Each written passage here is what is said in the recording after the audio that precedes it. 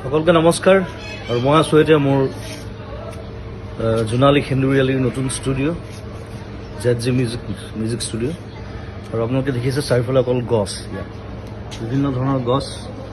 মই ষ্টুডিঅ'টো বনোৱাৰ আগতে গছবিলাক লগাই লৈছোঁ আৰু এই গোটেই বছৰটো আমি ঘৰৰ ফল মূল খাইছোঁ, চব্জি খাইছোঁ ষ্টুডিঅ'ৰ, আৰু এটা সম্পূৰ্ণ গ্ৰীণ পৰিৱেশ। ঘৰটো মই গ্ৰীণ ৰাখিছোঁ সেইকাৰণে যিমান পাৰি ষ্টুডিঅ'টো। আৰু সম্প্ৰতি এটা হুলস্থুল এটা চলি আছে গছ কটাক লৈ। বিভিন্ন জেগাত দেখিছোঁ ডাঙৰ ডাঙৰ গছ কাটি দিবলগীয়া হৈছে, ৰাস্তা বনিছে, তাত কিবা বেলেগ বস্তু বনিছে। গতিকে আৰু চৰকাৰে কৈছে যে আমি গছ কাটিছোঁ যদিও আমি বিভিন্ন ঠাইত গছ ৰুইছোঁ তাক বেলেঞ্চ কৰিবৰ কাৰণে।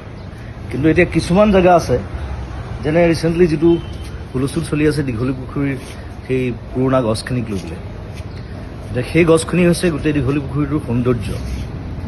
এতিয়া সেইখিনি গছ কাটি যদি বেলেগ জেগাত গছ ৰুৱেও সেই দীঘলী পুখুৰীৰ সৌন্দৰ্যটো ঘূৰি আহিবনে, সেইটো এটা ডাঙৰ প্ৰশ্ন। ৰিচেণ্টলি দেখিলোঁ আগৰতলাত পুৰণা গছ নাকাটিবৰ কাৰণে ফ্লাইঅভাৰৰ পেটাৰ্ণ সলনি কৰা হৈছে। গতিকে সেইটো বস্তু আমাৰ ইয়াতো সম্ভৱ মই ভাবোঁ। গতিকে মই চৰকাৰক আবেদন জনাইছোঁ যে যদি কিবা অপশ্যন আছে তেওঁলোকে সেই অপশ্যন গ্ৰহণ কৰক, যাতে সেই গছকেইজোপা দীঘলী পুখুৰী আমি বচাব পাৰোঁ। সেইটো মোৰ ফালৰ পৰা অনুৰোধ, সমগ্ৰ অসমবাসীৰ ফালৰ পৰা অনুৰোধ। আৰু ধন্যবাদ জনাইছোঁ সকলোকে।